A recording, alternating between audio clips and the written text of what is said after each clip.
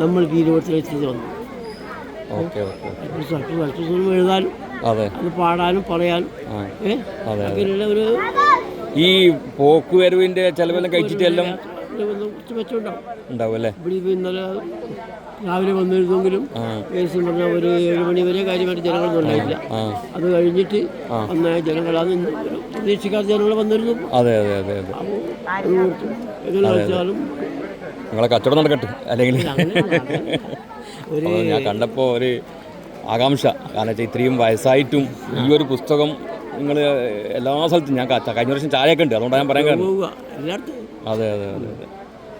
അപ്പോൾ നിങ്ങളെ ആ അധ്വാനത്തിൻ്റെ ഇത്രയും വർഷമായിട്ടും ഈ തുച്ഛമായ ആ ഒരു വരുമാനത്തിൽ ദേവൻ സൂര്യൻ ഉദിക്കും ഈ കമലവും കാലേ വിടർന്നീടുമല്ലോ ദേവം മുട്ടിനകത്തിലും അളി മനോരാജ്യം തുടർന്നീടവേ ദൈവത്തിൻ മനമാരു കണ്ടു വിടുതാൻ ദന്തീന്ദ്രണ പത്മിനി.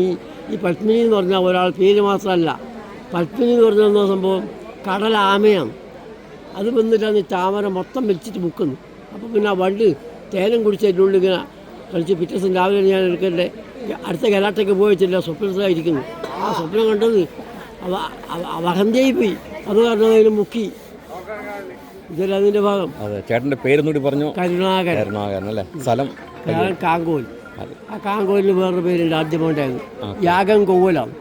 അതായത് കപില മഹർഷി യാഗം ചെയ്ത കപിലൻ കൊവ്വലാണ് ഈ കാങ്കോല് പറഞ്ഞത്.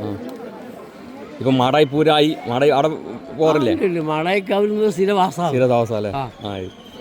ഇന്നലെ തുടങ്ങി തോന്നുന്നല്ലേ കാർത്തിക. അതെ തുടങ്ങി ഇത് പൂരത്തിൻ്റെ. അതെ അതെ അതെ പൂരം. Okay okay. ഈ സൃഷ്ടിസ്ഥിതി സംഹാരൂപനായ ഭഗവാൻ പരമശിവന്റെ മാറത്ത് പാദം വെച്ച് കോപം ശോഭിച്ച മാടായി തിരുവറയൽകാട് ഭഗവതി ശ്രീഭദ്രകാളി നമ്മളേവരും ആരാധിക്കുന്ന മാടായിക്കാവിലച്ചി. ശ്രീ മാടായിക്കാവിൽ മാരൂപം മഹേശ്വരി മായാസ്വരൂപിണി ഭദ്രകാളി അവുകയില്ലല്ലോ തൻ കഥയോതുവാൻ ദേവി മഹേശ്വരി മൂകാംബികേ. കുടുംബത്തെ കുറിച്ചിട്ടൊന്നും. കുടുംബം എൻ്റെ ഭാര്യ അങ്ങനെയൊന്നും അവിടെ 2 പെൺകുട്ടികളാണ്.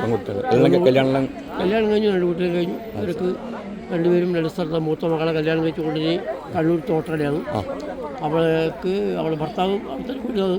അത് പുതിയ സ്ഥലം വീടെടുത്ത് താമസാക്കിയിട്ട് പുതുതായിട്ട്. പിന്നെ അവിടെ ജോലി ചെയ്യുന്ന ചാല മിംസ് ഹോസ്പിറ്റലാണ്.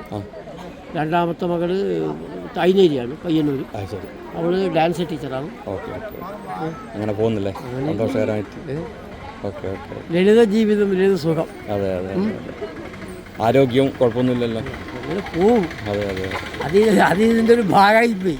Okay okay okay okay.